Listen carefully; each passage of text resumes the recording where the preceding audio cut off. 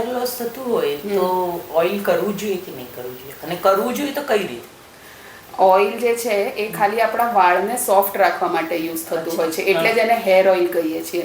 Hair oil જે છે એ માથાની અંદર ઉતરતું નથી, એટલે એનાથી હેર લોસ વધે નહીં કે હેર લોસ ઘટે પણ નહીં. અને જો તમારે તો પણ તેલ લગાડવું જ છે તો કોઈ પણ તેલ લગાડો, અને ખાલી ઉપરના વાળ અથવા નીચેના વાળમાં લગાડવાનું, 1 થી 2 કલાક રાખી મૂકવાનું, અને પછી માથું ધોઈ નાખવાનું, જેથી શેમ્પુ કર્યા પછી જે વાળમાં ડ્રાયનેસ ફીલ થતી હોય કે ફ્રીઝીનેસ ફીલ થતી હોય એ ના ફીલ થાય.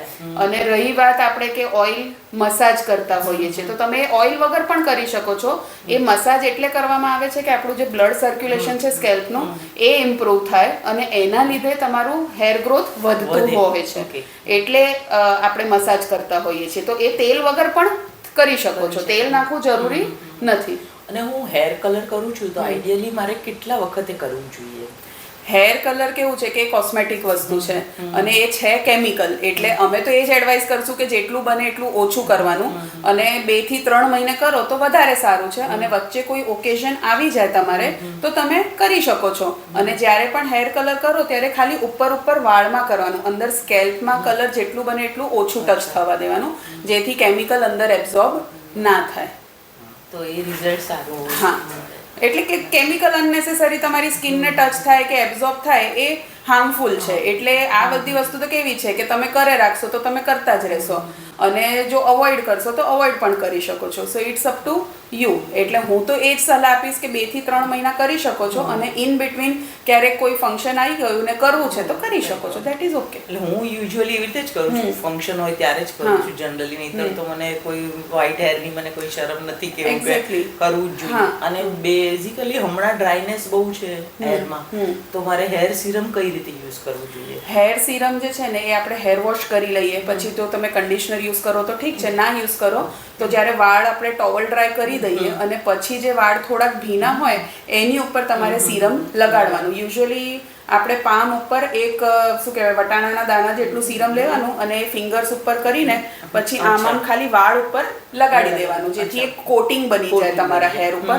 અને વાળ જે ઊંચા દેખાય છે કે ડ્રાય દેખાય છે એ નહીં દેખાય. અને આ બધા ટિપ્સ એન્ડ ટ્રિક્સ ની જેમ અહીંયા બી હેર ડ્રાય થઈ જાય છે હા, તો એમાં પણ હેલ્પ રહેશે. અને જેમ મેં કીધું કે આવું હોય તો જો એક્સેસિવલી તમારા વાળ ડ્રાય છે તો તમારે હેર વોશ પહેલા 1 કલાક માટે હેર ઓઇલ લગાડી દેવાનું વાળમાં, અને પછી હેર વોશ કરવાનું, તો એનાથી પણ તમારા ટેક્સચરમાં ઘણું ઇમ્પ્રુવમેન્ટ આવશે.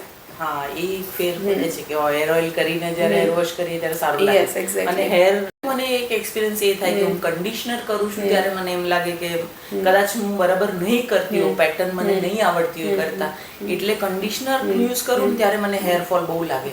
બાથરૂમમાં એમ થાય એટલા, પછી ટોવેલ ડ્રાય કર્યા પછી બી આમ ઘરમાં બધે બહુ જ વાળ લાગે.